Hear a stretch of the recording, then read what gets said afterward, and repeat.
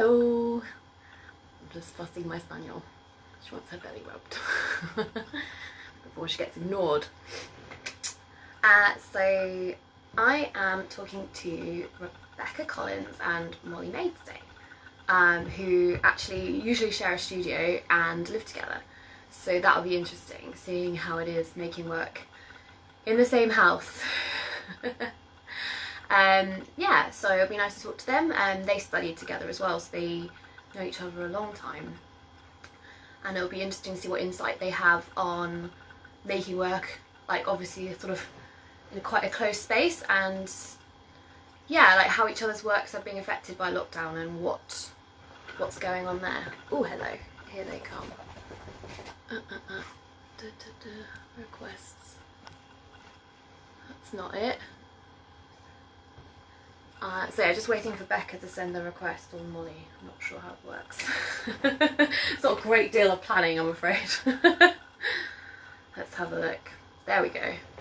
There's Becca. Hello. Sorry, I'm being rubbish. Waiting for Becca. So yeah, Becca and Molley, 2 in 1 for the final live of the week of lives that I've been doing. Hey! Hello. Hello! I need to put the volume up. There we go.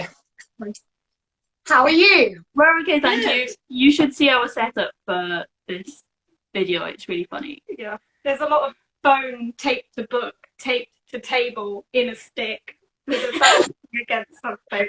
I'm using some of Tom's figurines to balance the whole thing out so it doesn't fall over. It's very beautiful. Yeah, very professional. I like it. I've got a really tough brown mine. It's on the laptop, which she doesn't like because the laptop is going. You have to set them up like this. Yeah. Like, I could use a selfie stick the entire time, but very intimate. yeah, I don't want to do that. Only thing I have is a spaniel knocks it over every so often with like when she comes over and sort of exuberantly decides to scratch herself. But that's cute. You love. You love to Yeah. Yeah, she's had enough of me. How's your arm? It's doing better. Good. Much better. A week later. Yeah. How's your cheek? It's okay. I'm going to take it off today. I'm going to take this bandage off. Molly had to talk me out of covering it with a giant plaster, like an eye patch, because I didn't want to have to. Don't want to like draw attention to it by making it bright white and like. So I want to talk about it immediately, Yeah. so everybody knows that I fell over when I was running and hit my face. So it's fine. Yeah. Really. It's out of the way. Nobody punched anyone. Becca fell over. I fell over. We're all That's okay. how everyone's fine. Yeah, the same going on. I think you nearly wore that top, and then I remembered you have that top. Well, I was putting it on, and I was like, "Don't like. You should probably make sure that Olivia's not wearing it as well." Yeah. Because also me and Molly have some of the same clothes, so like it could have been a situation. Three-way match. Yeah. Could have been everyone wearing the same thing, like some sort of strange performance we were doing on live. We're just so in sync. We also none of us eat gluten. We didn't get team here. It's a dietary requirement. Yeah. We could make it like that. We'll make it cool. I like seeing all your work on the wall behind you. Have you tried that before since you went into lockdown, or is that purely just like you did today? We've not kind of. I think both me and Beck store our work in quite a similar way, which is like in a pile, and you just don't really think about it. Like I've had mine up in my bedroom. I've like taped a very kind of rusty old clip to the wall with like loads of masking tape, and then just like clipping things up. Like layering up, because like that's really all I've got at the moment for space. Yeah. And yours kind Same. of. So Yeah. the way I was set up, we're in the living room now. The living room, which has the sofa and a dining table in it, and we're using the dining table. So we're having to like tidy our things away Yeah. every time, so everyone has space. So at the moment in the studio, these would be on the wall like this. Yeah. But yeah, I'm doing what Molly's doing, and like pinning them together and putting them away somewhere, like on top of shelves, because they're oils. I don't want them to get oils on all our like carpets and sofas and stuff. So putting them up and away to be safe somewhere.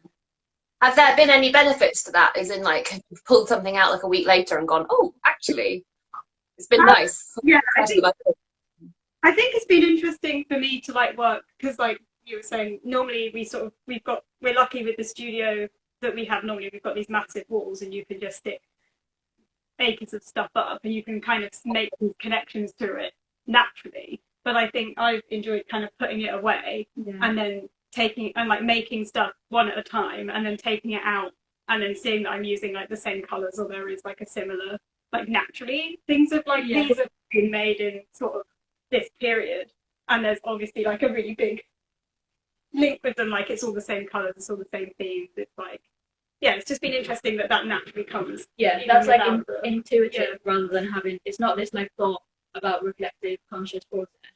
Like these things like color palettes and wanting to draw in a certain way are like undercurrents, like a base level. You don't even have to think about it.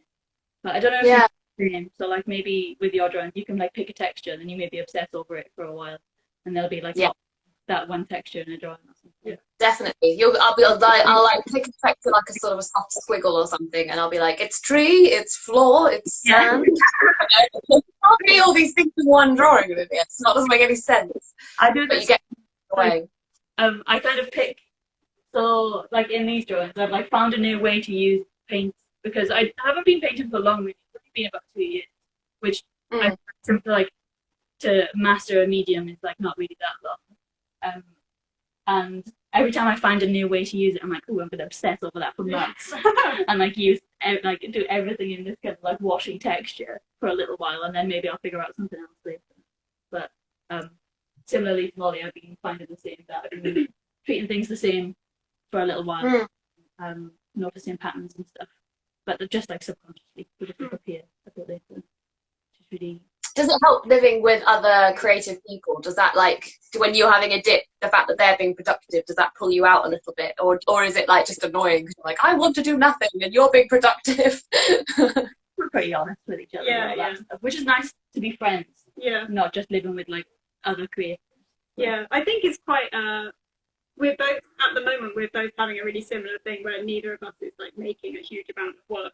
And I think that we're both kind of letting each other do that. I think there's no pressure I don't feel any pressure from you to like push me to do stuff. You're just like letting me take this situation as it is, and if I want to make something, that's good. And similarly, like I feel the same. Like I think like Molley went back to work, part-time work last week, and Tom's been at work too, so it's partly feeling a bit normal, like, oh, well, if you've got work to go to, or if you've got this job to do as well, don't pressure yourself. But we do talk about it a lot, which I think is really nice. So like if I'm feeling really guilty that day about not having made anything, or I'm making something that might be a bit sideways to normal, a bit like out of the normal what I make box, we can then talk it through straight away.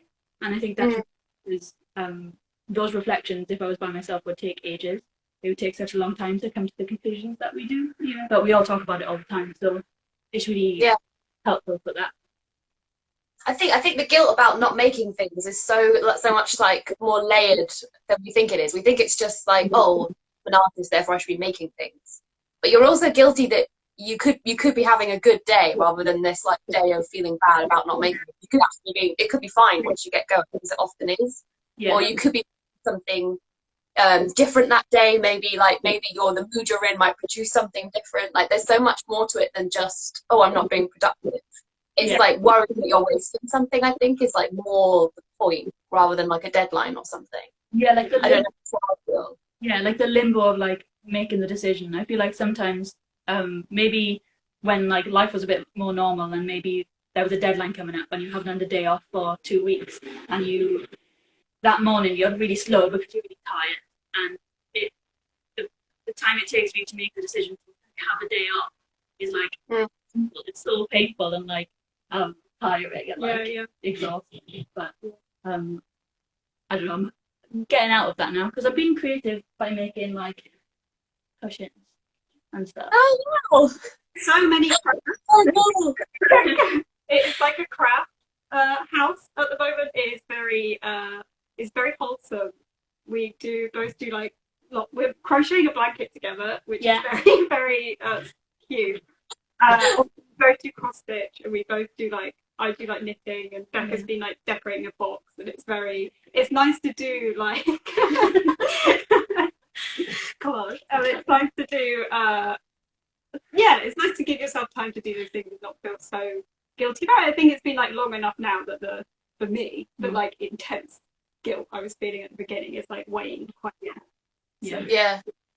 You two are reminding me of my you're reminding me of my favourite book when I was growing up. It was called The Bedspread, and it was like we obviously are not old, but it was two old sisters on either side of a bed and had this white bedspread, and all they did all day was embroider it with like all the memories of their childhood, like gardens.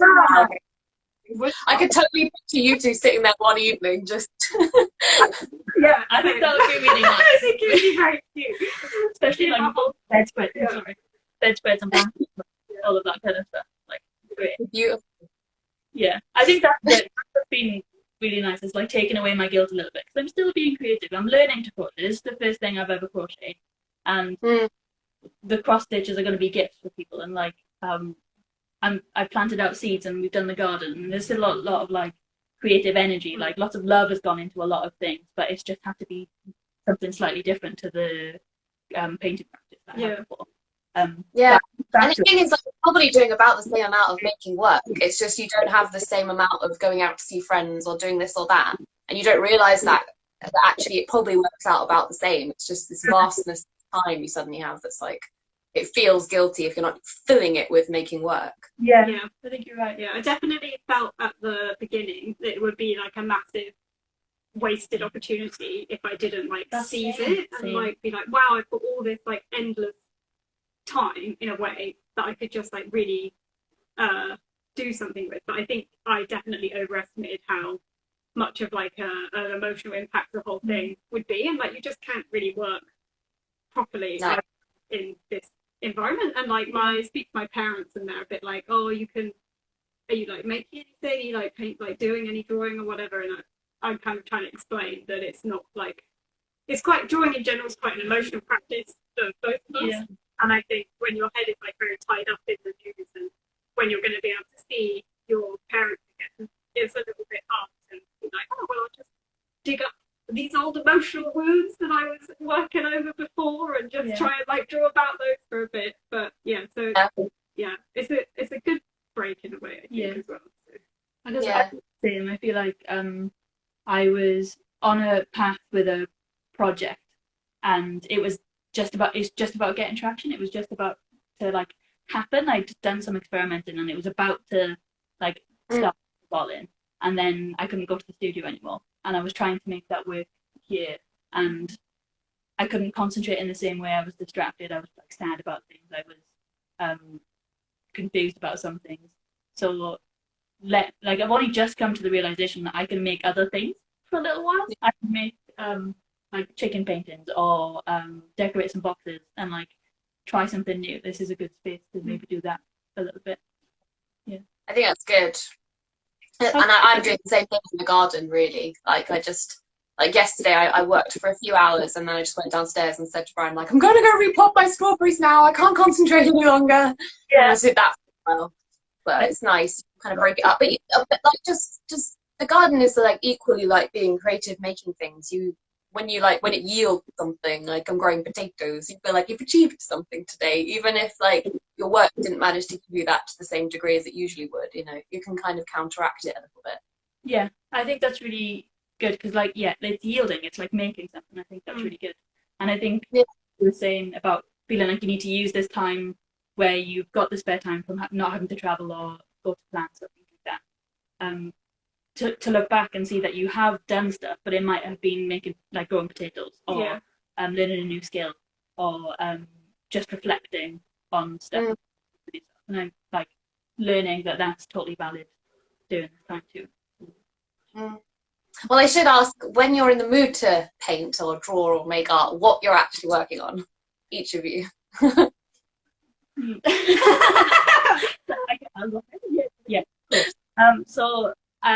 Before all this stuff happened, I was working on the project I was in that was like almost snowballing, was working on this painted series that was going to be about home, about my relationship with home not being at home.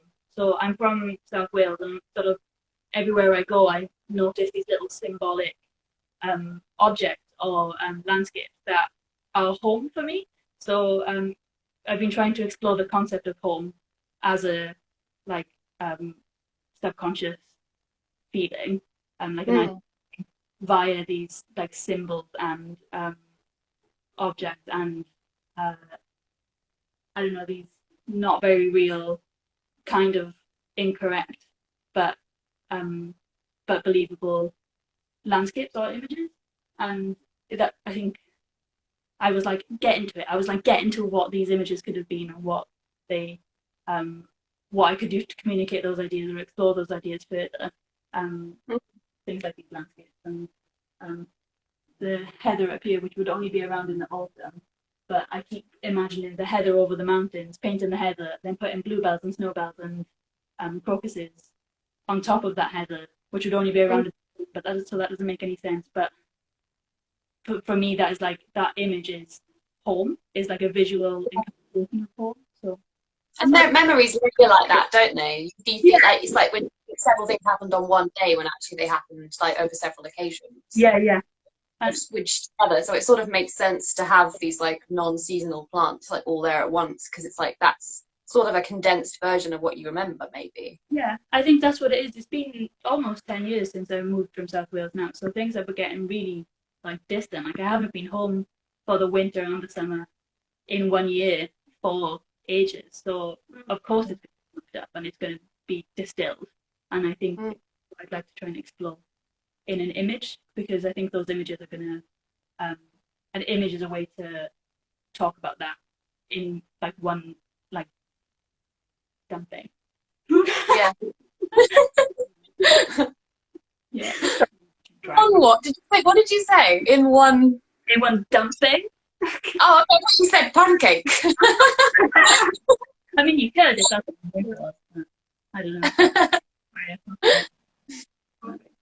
What have you been working on, Molley? I see a lot of plants. Yeah, I mean, we both work with like natural sort of Yeah. scenes a lot. I think I likewise grew up in the countryside, and I think that you can't help but have that influence you. I didn't think that I drew flowers and plants until like quite recently, when like everything, like my whole, I always was like, yeah, I draw like people, and then quite evidently that is not the case. So yeah, but I don't know. I've been having like a real re-evaluation of like my whole practice as an illustrator in the last sort of year or so, where I kind of wanted to reassess the kind of work I wanted to make and the kind of things I enjoyed and whether I enjoyed it like at all. And like it was, yeah, it's quite a lot. But I used pencils for years. Like that was kind of something that I was really into texture and tone, and thought I wanted to do kind of like narrative based. And I'm definitely still interested in narrative, but I think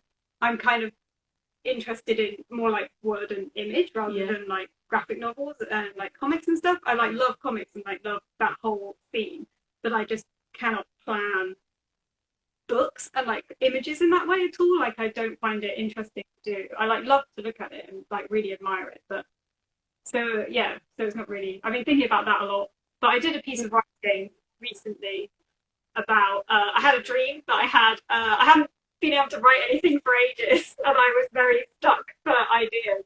And then I have a really weird I've been like dreaming quite vividly in this situation. Yeah. But I had a weird dream where I had like a massive boyfriend, like he was like 10 foot tall, like gigantic. And we were walking around the street, and I was really like desperately embarrassed that he was like super tall. Spending the whole dream being like, oh my god, he's not going to fit in the house, it's going to be terrible, this is going to be a nightmare. And then it turned out he like lived on this boat and it was fine. But I writing that's like roughly inspired by that, but it's more about the idea of your emotions feeling big and too big to kind of handle, I think is the general theme of the writing. But yeah, so I'm trying to make some kind of imagery to go along with that, and you sent me very helpfully a whole folder of photos of like composting. So I feel from those loads because I think they match up really well with the feeling of like suffocating in your own emotions and like feeling like you're full up with this like gross like mixture of affection and desperation and like all of these feelings that you feel as like someone who's in their mid-20s and like don't really know who they are. And so I think I'm trying to work out a way to combine them and like put the text in it so it's not so like image and text and like block and like so you kind of have to spend a bit longer with the images to like find it. But I think I've been thinking more about doing, I still want to do like a book, but maybe something like quite large format with like big pages. So they have like space to breathe. Yeah, I think with these oil pastels, like a large format, like broadsheet, I think would be so interesting. There's so many like so much in there to see and to like navigate. Yeah, and that's what I want. I want people to like. I want it to feel like a really hard to read, not like hard to read, but like a length to look at. But so you can look at it rather than just like read it through and put it on your book. But maybe that's really like self-indulgent to be like, I want to make something that people love to look at. It's not. Like, I remember I was painting these chickens over here, and I felt guilty about painting them because they weren't part of to do with that narrative, that practice narrative I was talking about earlier. That's to do with hope. And I was like, I just really like to paint them, and like people like to buy them. And you were like, don't feel bad because it's just that's just two more reasons to paint. Just like So like just take that. I mean, how are your drawings? I think that's How is your drawing going? Is it the last of the series? Or it is. It's the one I've been putting off. So it's going slowly, but I'm enjoying it, and the fact that I've just generally slowed down means it's going easier than I thought it would. yeah. So I think that's nice to have the time. But well, because I know that things got changed around for you during this whole time, but maybe having gotten the new time to put towards this drawing, which was going to be like maybe difficult or like harder to get through. Yeah, because I had conversations with James at the gallery and said like, oh, maybe I'll just do 4 of the 5 senses because the 5th one sounds really hard. But yeah, having the time means I can actually make it. Yeah. Like, and actually have the time to sort of figure out what on earth I'm going to do and what I'm going to put in it, which is nice. Yeah. So this one's touch, right? Yeah, which and it would have been like they're all inspired by other artwork. So like mostly those other artworks gave me all the clues I needed. So like sound was a room full of musical instruments. Great, I'll just look up my own and interpret it my way. But touch was a room full of suits of armor for no reason. And it was just a naked woman and a baby in a room full of suits of armor, which obviously I didn't really want to recreate because it just didn't interest me. So it was always going to be the tricky one. Yeah. But like what even would the like modern equivalent of a suit of armor be? Like I don't know. I just don't know. So, yeah. I was either directly copy it and do another room full of suits of armor or do something completely different for yourself. So yeah, I think the latter. Draw armor. Yeah. How are you settling into here? It comes and goes. Like I like it in here sometimes, and then it's just a bit not my space yet. So I take the drawing and go in the living room or something. So yeah, I'm just like you just have to adjust. I think in a weird. It's like it should just be like exciting, but I've had like bigger and more exciting spaces before, I think, and this is just a little like lockdown space. Yeah. So the sort of spoiled part of me is like, this isn't a studio. But yeah, it's nice that you've got it and you've got something to settle into, something to think about. Around all the time when you want to procrastinate. Yeah. I'm getting into it. It's getting better. Yeah, I'm glad. Yeah. Yeah. So you met when you studied together at Plymouth? Yeah. So like 8 years ago? Yeah. Yeah. In 2012. Back when we were when the Olympics was allowed to happen. Yeah, that's why I give time. Like I often think about the in terms of how many Olympics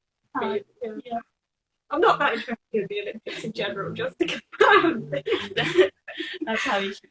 Yeah, we met at uni. We did the same BA. We both did illustration at Plymouth, and it was a really good course. I don't think we like hung out that much till like third year. Yeah. But yeah, it's good. Had a good time.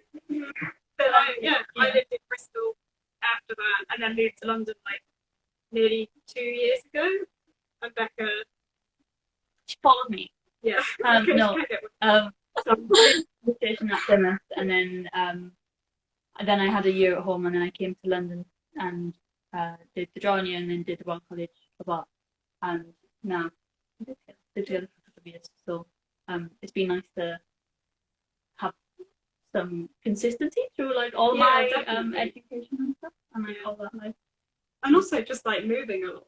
Like I've moved since university. I've moved every year, and like so it's been nice to live with like the same person for a little bit longer than usual. I think. Yeah. Very nice. And like obviously we share the studio as well, so I think it's.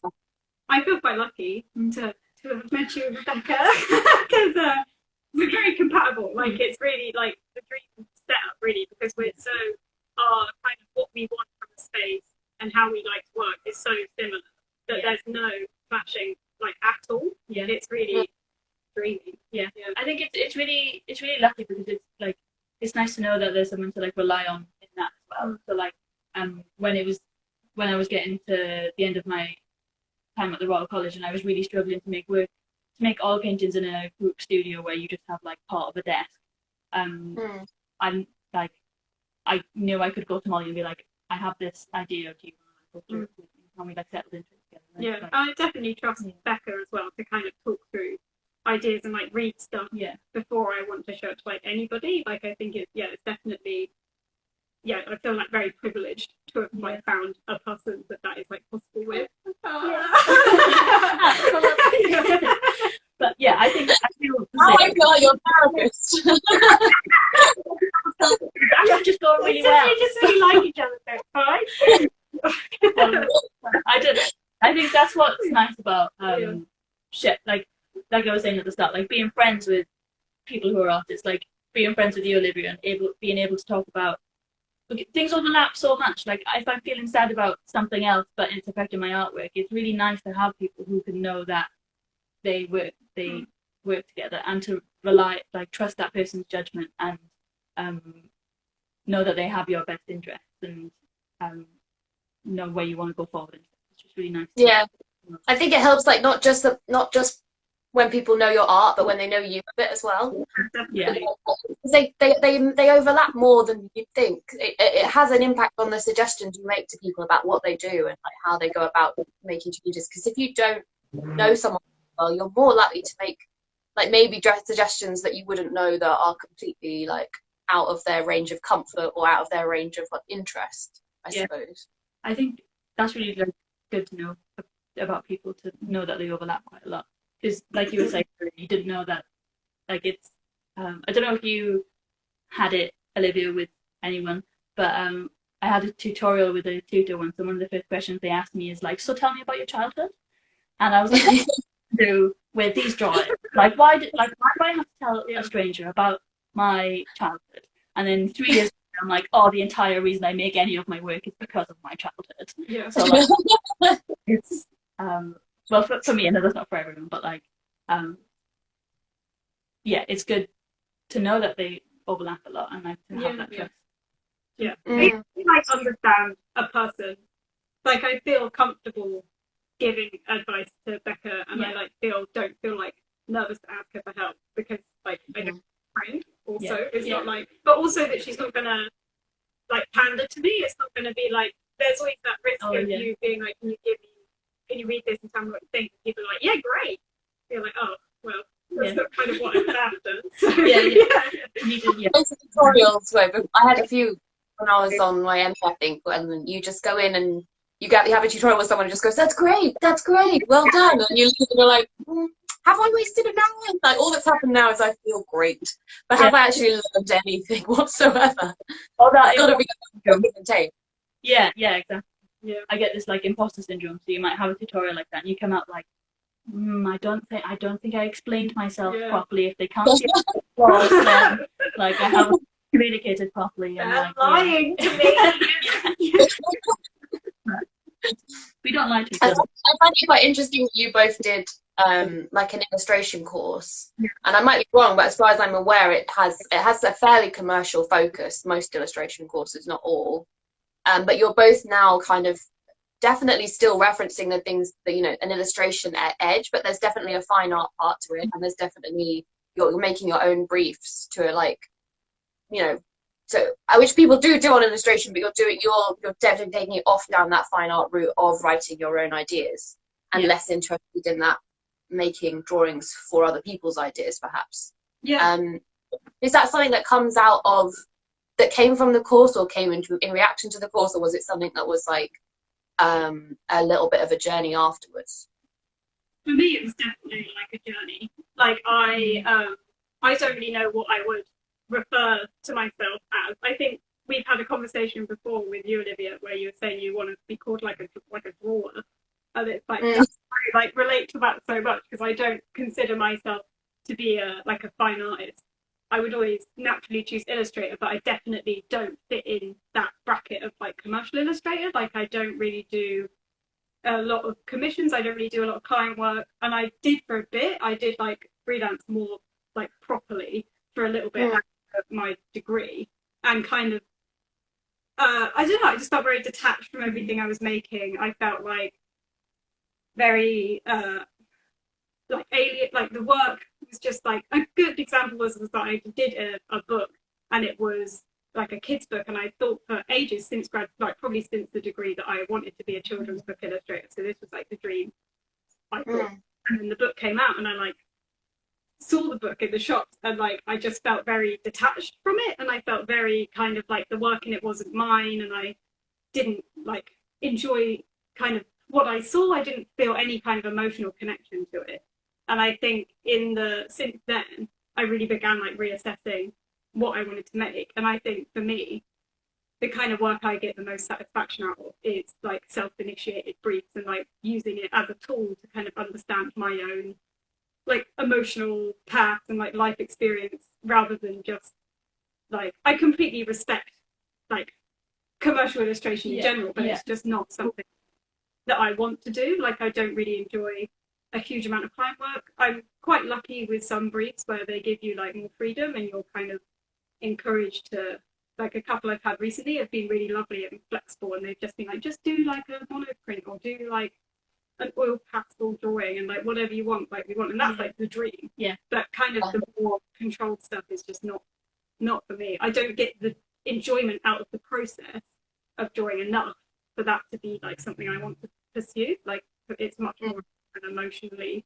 charged thing for me, I think. But I think the same. I think we've like come to quite a similar point where I couldn't make any work for anyone else. I found that really hard, like all the way through my degree as well. And upon reflection, I can see that my interest in illustration comes from the connection with the audience. So like having a connection with other people in making. But when I got to understand what images and image making means to me more, I understood that images can't be without you. Otherwise, they're just like a document. And I think if I'm really making an image, it's just gonna have my opinion in it. It's gonna have my thoughts and memories and angle on in every single one of them. So why not lean into that? And I feel like similarly, I get a lot more growth out of doing things. But I think it's just like illustration as like this commissioned for a brief thing is just a different skill. Like I did a talk last year for LCAF, and it was they branded me as a non-commercial illustrator, and I really liked that name. I thought it was really something I'd not heard it before, and I was a little bit offended. I was a bit like, what do you mean? But a little bit like no one wants to buy it, which is the case. But now I'm kind of like I kind of am into it, and would say that when I like respond to people, I often would say that I do non-commercial illustration. I think illustration is a term that really needs some like defining, I suppose, because art by definition can be anything. It's like that's already decided, and maybe illustration also needs that, just someone to say that, you know what, it also can be anything, because I feel like there's so much kind of like almost like a fence cause by artists to illustrators and illustrators to artists about who's on what side of that line. Yeah. And doing someone the wrong thing, or saying that their paintings are illustrations or their illustrations are paintings, people get very, very stressed about it. And I've definitely had some tense moments, and we've talked about it a lot, me and Becca. And I feel like it's one of those words that I'm really careful of, and I'm careful not to be offended when people call me an illustrator, just because I'm drawing and I'm drawing ideas, and that could be illustration. And I've learnt to not find that annoying, because I realise the other way around, they also get very offended. So it's sort of like trying to like spread the acceptance. But I would love a more like conclusive term, or just to decide it's everything. Yeah. I think I find it interesting that that they become different things. They're so similar. Illustration and fine art as like disciplines are so much overlap. In the same way that illustration is also overlapped with graphic design. Yet so many people will admit that illustration and graphic design are overlapped, but they won't admit that fine art and illustration are overlapped. Yeah. And I think to like in the university systems where it goes like School of Visual Communication and School of Fine Arts, that's where they split up way sooner than they should have in the family tree of art disciplines. And each one has a superiority complex. Yeah. Like each one thinks it's better, Definitely. and it's like, yeah, you're all the same. We're all doing the same thing. Yeah. Because you think about like artists like, for example, Paula Rego doing her nursery rhyme books, and yet she's an artist, but she literally illustrated like, you know, fairy tales and nursery rhymes. Yeah. And how is that not like an enormous overlap between those two things? If that's not a more prime example, I don't know what there is. Yeah. And I just think, like, I've been in so many situations where it gets really tense and really like people get very offended. Yeah. And it just seems so unnecessary. Yeah. I think there's like situations. I was definitely a couple of years ago, I was really touchy about this whole situation. But then I also was in a situation where there were people around me being like, "Oh, well, that's just an illustration." I think that made me really defensive. So then I like rallied with what that, like you were saying, the superiority complex of each thing. But now that I haven't been around that for a while, like I'm like they're the same. Yeah. For me, I do feel like within me a loyalty to illustration. Yeah. I feel like I have to kind of continue to brand myself as an illustrator over an artist, because to kind of like almost in a way be like, this is still illustration, even if it doesn't like we say, like redefining what counts. I definitely feel that loyalty to it, but also want to, but in a stubborn kind of way. Because but maybe that's just part of the journey, because I feel like a loyalty to fine art, because that's where it came from, because that's how I got to where I am, and that's what influences what I do. It's like a history, you know. I'm influenced by painters. I studied painting, you know. I went this whole path of art. No matter what these images look like to someone else, that's how I experience them, is as a fine artist. And maybe it's the same as illustration. Even if you end up making paintings, if that's your entire frame of reference in your history, maybe that's why you feel that's what you are, you know. And also, when I was living, I didn't really think about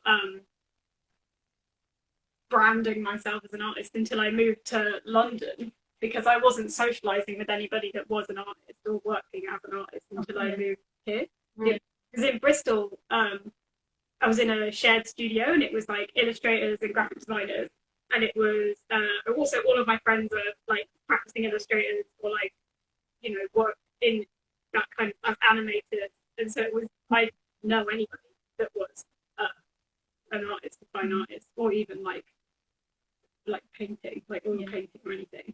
And so it's very much like the community thing was to be like an illustrator. And there's like the illustration fair there, and it's like such a illustrator city. It's like you would never think, I just didn't even think about it until I moved to London, and then like like meeting more people who work as artists and stuff. But I think you're right about like maybe it's like making the decision that illustration can be as broad as an artist, because I find it. I would call myself an artist above a lot of other things now, even before a painter, because that's just what I identify with the most. But if I tell people I'm an artist, they like for some reason automatically assume that it's like mixed, like multimedia, like video installations and performance and painting.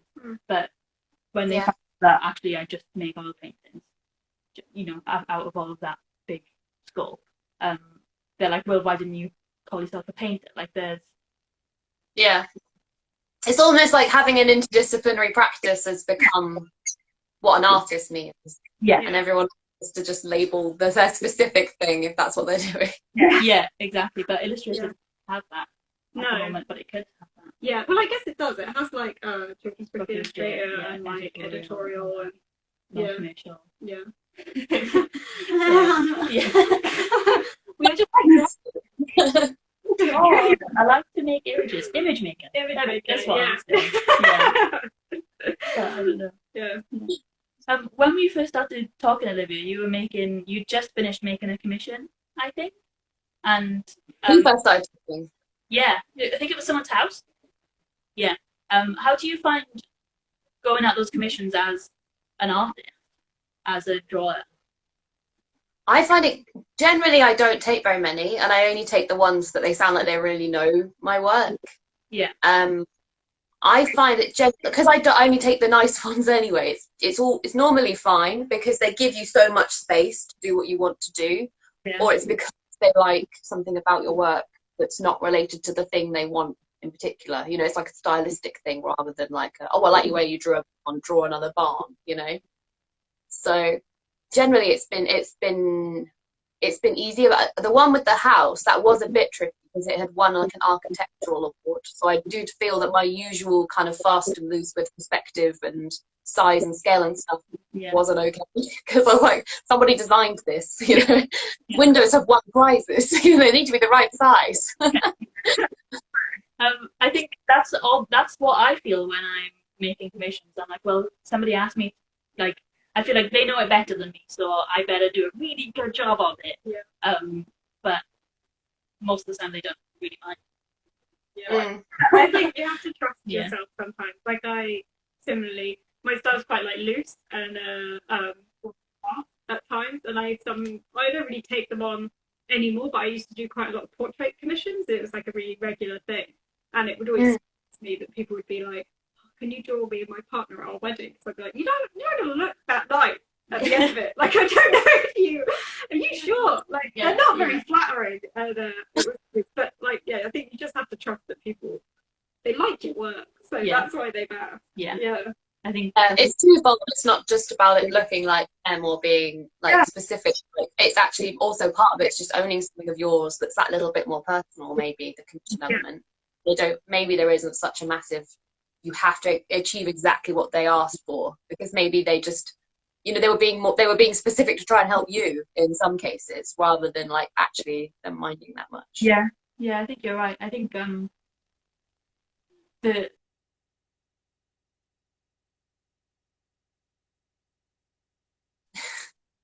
You froze. I'll give it a second. See if they come back.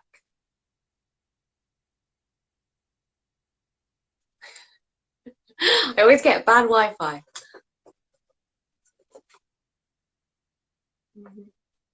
Hello. Using their data. I use my data. I think it's for that whole thing. Tragic. It's alright. 10 gigabytes. It'll come back in a day. Yeah, we're reduced tomorrow. Oh, it's alright. I think I'd be very upset. Well, it's not like I'm going anywhere to use my data. I'm using the Wi-Fi all the time. Anyway. I thought I'd give you a sec because I was like, they might figure it out, whatever it is. Well, I thought it might be the Wi-Fi because it's been terrible. I don't know about your Wi-Fi, but ours has been bad. Ours is so bad. Don't tell any of the dogs. I don't know. I think mine's been all right, but I don't know. Yeah. It's Well, better than where I was before, so that's always exciting. yeah. Is that new house feeling? Is it feeling good? Yeah, it's really good. It's actually like it's been really nice, and I was telling you the other day, I was like, my dogs behave better in this house. Like, I think that's really good now. is she then? She is. She's being nagging me for attention. Like if I like pull my hand down, she like tries to like fuss herself. It's really sweet. I'll say Yeah. You met her right here. Yeah, we enjoy it. She's happy now. She's good. yeah. I hosed her off earlier because it's so hot in the garden. Yeah. She wasn't very happy. She stood there like this. How's Clarence? Is he okay? He's fine. He really liked it. He started trying to eat the hose, the water coming out of the hose. I love that. Yeah. Yeah. My God, Yeah. She's really excited. Yeah. Bramble's like, oh, yes, I know that house. I've been there. I'll put her down because she's probably getting too hot on my lap. It's so nice to see all your new work up on the wall. Yeah, it's nice to see it up, I think. Yeah. It's quite nice to put it up earlier. We were saying when we were putting it up that we might curate something on this wall. Because we were meant to be having a show together at the beginning of June. I forgot. And obviously that, it's obviously not happening anymore, unfortunately. Yeah. This may well have been. This is Yeah. like, there you go. This is like well right been now. the work that would have been in it anyway. Yeah. Has it been cancelled or postponed? But it's been, they've said, because we're doing it with Art Hub, where we have our studios in Deptford space, and they've said that they're going to like rearrange for the autumn as soon as they know what's going on. And like we'll be like have priority over time because they're kind of prioritizing May, June and July. Yeah. So, but it's just, we just have to wait and see. Yeah. We will like do it at some point, but it's just like further down the line. Yeah. Unfortunately. It'll still be there, but just a bit later. Mm. It'll be nice. Ah. It'll be very busy when all these shows Yeah. are all done. We'll have time. It's so much better. Yeah. Yeah. I was talking to Mark about it the other day. I was saying how mad it's going to be when things go back. Yeah. But I think the reality is it's probably going to be staggered. Yeah. So maybe because we keep thinking, oh, it's all going to come back and everyone will have their shows and we'll all be there at Pilot Views. So it's going to be mad. And you're like, actually, we'll probably just have to go around on our own. Yeah. And it will be quiet because we'll be distanced. Yeah. I just figured that in my head that it's going to have to be like that. And also, just like logically, that you can't do 3 months of shows in 1 week. Yeah. You still have to do it over 3 months. So like, it'll be fine. Yeah. We just have lots of plans all of a sudden, I think. Yeah. That'd be nice. Mm. You have to have a plan. I put this in my diary and it's been like giving me notifications all day and I'd be like, ooh, there's something to do.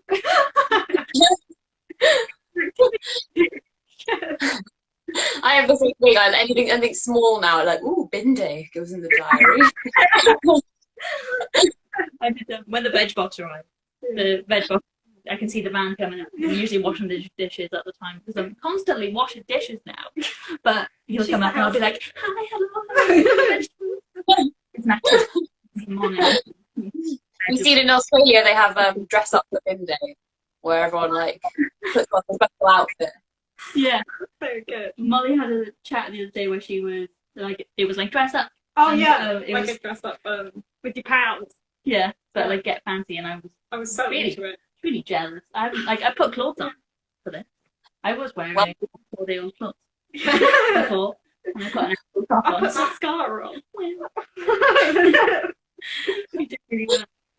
It's nice to have a reason. It really is. I noticed like Brian will get a proper outfit on to go to the supermarket, but he doesn't actually go in. So I appreciate that level of effort.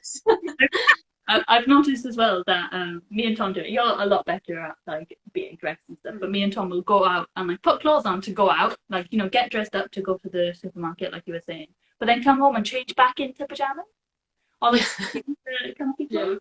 But wearing jeans again in a few months' time or in a few weeks' time it's going to be. Yeah. I'm wearing some now. I feel them. I can really feel them. Yeah.